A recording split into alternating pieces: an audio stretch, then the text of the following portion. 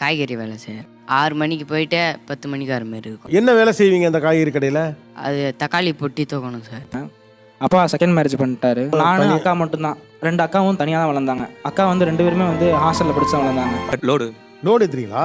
9 மணிக்கு போயிடுவோம் sir. Night 4 மணிக்கு வந்துடுவோம். இது 9 மணிக்கு போய் 4 மணி வரைக்கும். காலையில் 6 மணி டு 7 மணி வரைக்கும் கைநில வேலை பார்க்குவேன். கிளாஸ் முடிச்சுட்டு வந்து வீட்டு வேலை பார்க்க போகணும். முடிச்சுட்டு வந்து படிக்குவேன். 1 மணி வரைக்கும் படிச்சுட்டு மறுபடியும் காலையில் 4 மணிக்கு எடுத்து மறுபடியும் வேலை செய்யும். ஒரு மாதிரி ஒரு கழிச்சே பேசுறீங்களே, அந்த வலி இருக்கான்னு? என்கிட்ட வலி ரொம்ப இருக்கும் சார். எனக்கு எப்பவுமே எனக்கு இங்கே ரொம்ப பெயினாக இருக்கும். பள்ளிக்கூடத்தில் பிள்ளைகள் படிச்சுட்டு இருப்பாங்க, பேரலா சின்னதாக ஏதோ ஒரு வேலை பார்த்துட்டு இருப்பாங்க. பிள்ளைங்களுக்கு படிக்கிறப்ப ஒரு வேலை பளுவையும் கொடுத்தா அது அவங்களுக்கு சிரமமா இருக்கு.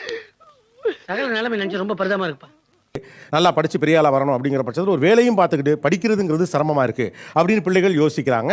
அதை வேற ஞாபகப்படுத்திட்டீங்க. நெஞ்சமெல்லாம் பொண்ணா இருக்கு தம்பி, மறக்க முடியல. ஒரு பக்கம் வேலை பார்த்து கொண்டே படிக்கக்கூடிய பிள்ளைகள், இன்னொரு பக்கம் அவர்களுடைய அம்மா அப்பாக்கள், அவர்கள் குடும்பத்தை சேர்ந்தவர்கள் இருக்காங்க. நீங்க என்ன வேலை பார்க்குறீங்க? அந்த வேலை பார்க்கும்போது மனசுக்குள்ள என்னெல்லாம் ஓடும்?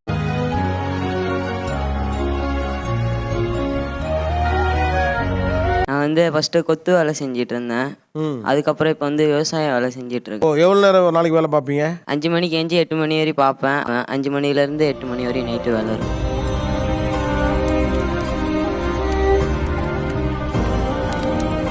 சாயங்காலம் வந்து இந்த மண் கல்லுலாம் அள்ளி கொடுக்குற மாதிரி. காலையில் விவசாய வேலை, சாயந்தரம் கொத்து வேலை. ரெண்டுல எது ரொம்ப கஷ்டமா இருக்கு உங்களுக்கு? கொத்து வேலை தான் எங்களுக்கு கஷ்டம்.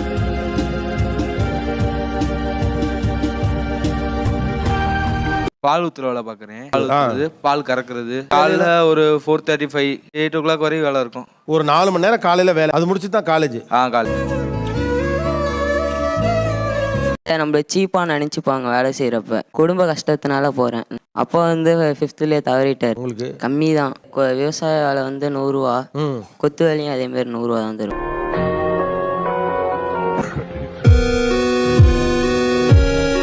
நல்லா முழு இரவு தூங்கி எவ்வளவு நாள் இருக்கும்? 8th முடிஞ்சு. அதோட முடிஞ்சு.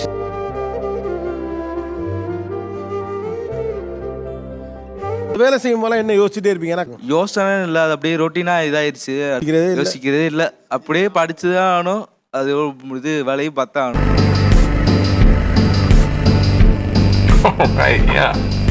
டிப்ளமோ படிச்சுட்டு இருக்கேன். 6th வாழைக்காய் ஜாமின்னு இருப்பேன். வாழைக்காய் தாறு? ஆமா, அது ரொம்ப வெயிட்டாக இருக்கும். வெயிட்டாக தான் இருக்கும். ஆமா, தலைகள்லாம் கிடக்குன்னு ஆடு. எவ்வளோ தூரம் தூக்கிட்டு போகணும்? ஒரு 1/2 கிலோமீட்டர் 1 கிலோமீட்டர் தான்.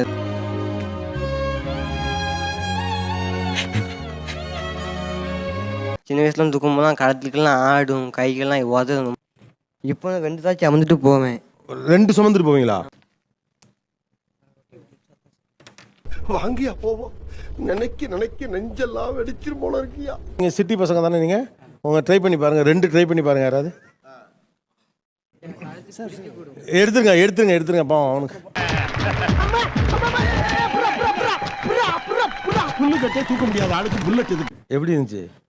கொஞ்சம் பயமாக தான் இருக்கு. பயமா இருக்கு. வச்சிருக்கது எவ்வளவு தூரம் நடக்க முடியும்னு நினைக்கிறீங்க தூக்கிட்டு? 5 ஸ்டெப் நச்சாலே கஷ்டம் தான். 5 ஸ்டெப்பே கஷ்டம் தான்.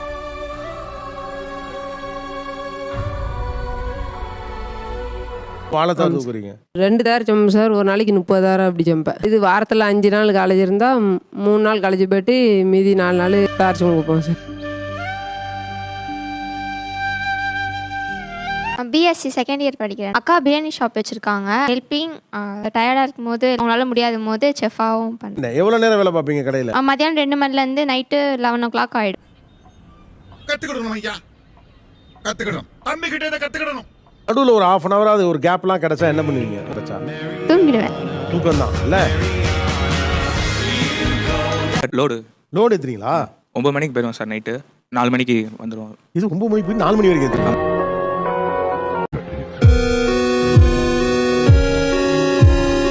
9 to 4னா எப்பறம் காலேஜுக்கு போகிறது, தூங்குறது எப்போ? கிளம்பி காலைல 8 மணிக்கு காலேஜ் போயிடுவேன் சார். சாயந்தரம் 4 மணிலேருந்து 6 மணி வரைக்கும் தூங்குவேன். அப்புறம் அம்மா வீட்டில் கொஞ்சம் இட்லி கடை வச்சிருக்காங்க. அங்கே கடைக்கு கொஞ்சம் வேலை பார்த்துட்டு திருப்பி மார்க்கெட் போயிடுவேன். ஒத்துக்கிட மனசு இல்லைனாலும் அதான் நேசம். காலையில் 6 மணி டு 7 மணி வரைக்கும் கைநில வேலை பார்க்குவேன். கிளாஸ் முடிச்சுட்டு வந்து வீட்டு வேலை பார்க்க போகணும். முடிச்சுட்டு வந்து படிக்குவேன். 1 மணி வரைக்கும் படிச்சுட்டு மறுபடியும் காலையில் 4 மணிக்கு எடுத்து மறுபடியும் வேலை செய்யும். நல்லா இருப்படா போடா. உன்னெல்லாம் ஒன்றும் பண்ண முடியாது. மார்க்கெட்டில் காய்கறி வேலை செய்கிறேன். 6 மணிக்கு போயிட்டு 10 மணிக்கு வர மாதிரி இருக்கும். என்ன வேலை செய்வீங்க அந்த காய்கறி கடையில்? அது தக்காளி பொட்டி தூக்கணும் சார். தக்காளி பொட்டி தூக்கணுமா? என்ன வெயிட் இருக்கும்? 30 கிலோ இருக்கும்.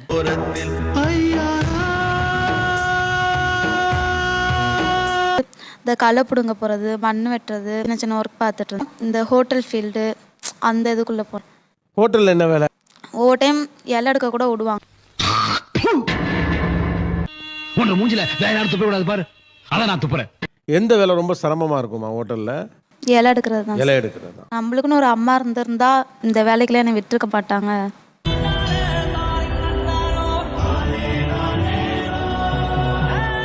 என்ன வேலை பார்க்குறீங்க? ஆட்டோ ஓட்டுறேன் சார் பார்ட் டைமாக. 4:30 மணிக்கு எந்திரிப்பேன். ஃபஸ்ட்டு எந்திரிச்சு ஜங்ஷன் போயிடுவேன் சார். 8 மணி வரையும் ஓட்டிட்டு 8:20க்கு ஸ்கூல் ட்ரிப் எடுப்பேன் சார். ஸ்கூலில் இறக்கி விட்டுட்டு ஆட்டோலேயே காலேஜ் போயிடுவேன் சார். ரூவா இருந்தால் பிடிங்கிடுவானுவ, ஆனால் படிப்பை மட்டும் நம்மக்கிட்ட இருந்து எடுத்துக்கிடவே முடியாது சிதம்பரம். சாயங்காலம் அதே மாதிரி நான் யூனிஃபார்ம் சேஞ்ச் பண்ணிவிட்டு ஜங்ஷனு பெரியார் அந்த மாதிரி ஆட்டோ ஓட்ட ஆரம்பிச்சிடுவேன் சார். நைட்டு ஒரு 10 மணி வரையும் ஓட்டுவேன் சார். அம்மா அப்பா? அம்மா இல்லை சார், அம்மா நான் பிறந்த 40 நாள் இறந்துட்டாங்க.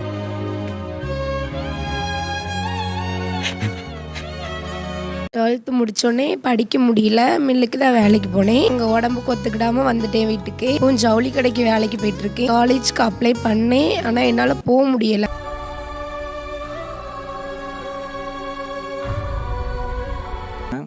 அப்பா செகண்ட் மேரேஜ் பண்ணிட்டாரு. நானும் அக்கா மட்டும்தான். 2 அக்காவும் தனியாக தான் வளர்ந்தாங்க. அக்கா வந்து 2 பேருமே வந்து ஹாஸ்டலில் படிச்சு வளர்ந்தாங்க.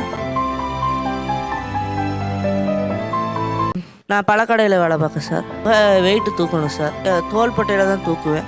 தோல் பெயின் ரொம்ப இருக்கும் சார். நான் வீட்டில் சொல்லிக்கிட மாட்டேன் அவ்வளோவா.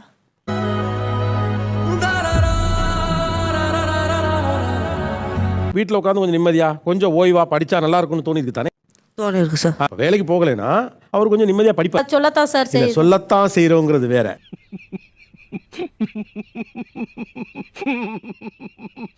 இப்போ அந்த பக்கம் பேசினோம் எல்லாருங்களையும் பார்க்கும்பொழுது என்னோட சின்ன வயசு எனக்கு ஞாபகம் வந்துடுச்சு. நான் ஸ்கூல் படிக்கும்போது 8ஆவதுல அப்பா இறந்துட்டாங்க.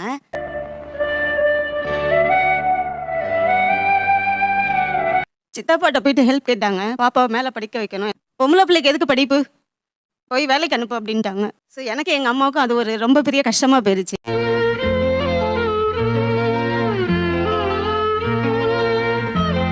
வந்து டெய்லரிங் கிளாஸ் சேர்த்து விட்டாங்க. அதில் வந்து ஃபீஸை வச்சு டைப்பிஸ்ட் பண்ணேன்.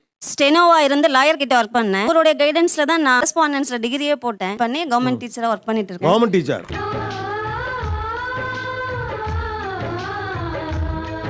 ஒரு மாதிரி ஒரு கழிச்சே பேசுறீங்களே, அந்த வலி இருக்கான்னு? என்கிட்ட வலி ரொம்ப இருக்கும் சார். எனக்கு எப்பவுமே எனக்கு இங்கே ரொம்ப பெயினாக இருக்கும். சின்ன சேனல் எதா இருந்தாலும் அது கொஞ்சம் ஆதரவு கொடுங்க. உங்க பொண்ணான கையை கொண்டு அந்த பெல்லில் தட்டிடுங்க. அவங்களுக்கு சப்ஸ்கிரைபர் 5-10 ஏறுனா அவங்க மனசு சந்தோஷப்படும். அவங்க வீடியோவும் பாருங்க.